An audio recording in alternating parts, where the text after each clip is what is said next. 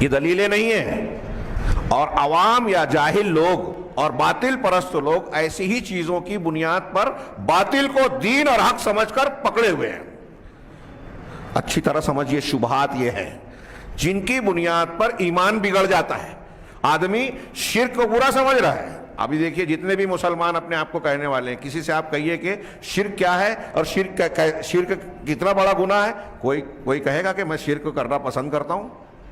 سبھی شرک سے نفرت کا مظاہرہ کریں گے، اظہار کریں گے، لیکن آپ ان کے قول میں، عقیدے میں، عمل میں بتائیں گے کہ یہ کام آپ کا شرک ہے تو فوراً کہیں گے نہیں ہم شرک نہیں کرتے.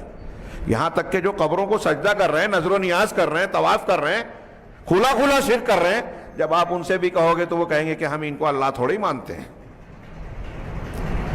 ان کو ہم اللہ کے برابر نہیں مانتے، ان کو اللہ کے درمیان واسطہ. وہی دلیل جو کفار مکہ دیا کرتے تھے، وہی بات جو قوم نوح میں تھی. وہ بھی اپنے بتوں کو اللہ نہیں مانتے تھے، وسیلہ مانتے تھے، اور یہ اللہ کا سے ہم کو قریب کر دیں گے. قرآن نے نقل کیا. تو قوم نوح اور قوم کفار مکہ کا جو عقیدہ تھا، آج ہمارے یہاں کچھ لوگ قرآن سے اس کو ثابت کرنے کی کوشش کرتے ہیں کہ دیکھو یہ دین ہے. کتنے افسوس کی بات ہے. لیکن یہ افسوس کی بات کہاں سے آئی؟ شبہات کی وجہ سے. ایسے شبہات جو ہمارے عقیدے میں، توحید میں شرک اور کفر کی ملاوٹ کر دیتے ہیں اور آدمی کو پتہ بھی نہیں چلتا. یہ کتنے خطرناک ہے سوچئے.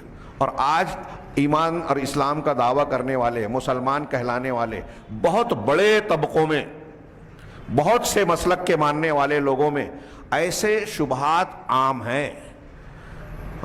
وسیلہ، شفاعت، اس کو جائز کو، جو جائز ہے شریعت میں جس کی اجازت ہے، اس کو بنیاد بنا کر جو ناجائز ہے اس کو ثابت کرنے کی کوشش کی جاتی ہے.